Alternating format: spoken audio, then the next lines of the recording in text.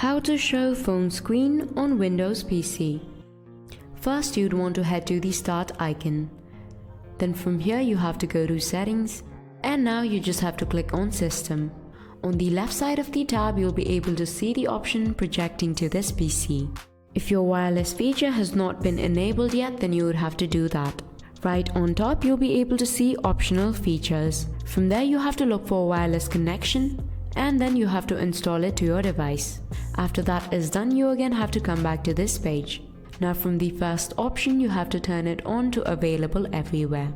Now that is done, you have to click on Launch the Connect app to project to this PC. Now on your phone, you just have to scroll down. Then you have to look for Smart View.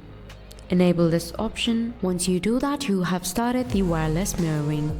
Now everything that you do on your phone screen will be displayed on your PC. So there you have it. That is how you show phone screen on Windows. Hope I was able to help you out. Thank you for watching.